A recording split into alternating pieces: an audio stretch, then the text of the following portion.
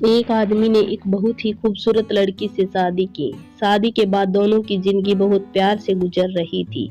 वह उसे बहुत चाहता था और उसकी खूबसूरती की हमेशा तारीफ किया करता था। लेकिन कुछ महीनों के बाद लड़की चरम रोग से ग्रसित हो गई। धीरे धीरे उसकी खूबसूरती जाने लगी। खुद को इस तरह देख उसके मन में डर समाने लगा कि यदि वह बदसूरत हो गई तो उसका पति उससे नफरत करने लगेगा और वह उसकी नफरत बर्दाश्त नहीं कर पाएगी। इस बीच एक दिन पति को किसी काम से शहर से बाहर जाना पड़ा। काम खत्म कर जब वह घर वापस लौट रहा था, उसका एक्सीडेंट हो गया। एक्सीडेंट में उसने अपनी दोनों आंखें खो दी, लेकिन इसके बावजूद भी उन दोनों की जिंदगी सामान्य तरीके से आगे बढ़ती रही। समय गुजरता रहा और अपने चरम रोग के कारण लड़की ने अपनी खूबसूरती पूरी तरह गंवा दी। वह बदसूरत हो गई, लेकिन अंधे पति को इस बारे में कुछ भी पता नहीं था।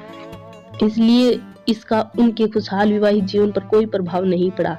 वह उसे उसी तरह प्यार करता था। एक दिन उस लड़की की मौत हो गई। पति अब अकेला हो गया था।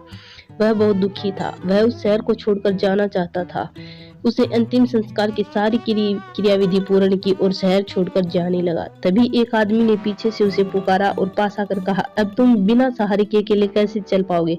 इतने साल तो तुम्हारी पत्नी तुम्हारी मदद क्या करती थी। पति ने जवाब दिया, दोस्त, मैं अंधा नहीं हूँ। मैं बस अंधा होने का नाटक कर रहा था, क्योंकि यदि मेरी पत्नी को पता चल जाता कि मैं उसकी बदसूरती देख सकता हूँ तो यह उसे रोग से ज्यादा दर्द देता। इसलिए मैंने इतने साल अंधे होने का दिखावा किया। वह बहुत अच्छी पत्नी थी। मैं बस उसे खुश रखना चाहता था। इस कहानी से हमें सीख मिलती है कि खुश रहने के लिए हमें भी एक दूसरे की कमियों के प्रति आंखें बंद कर लेनी चाहिए और उन कमियों को नजरअंदाज कर देना चाहिए।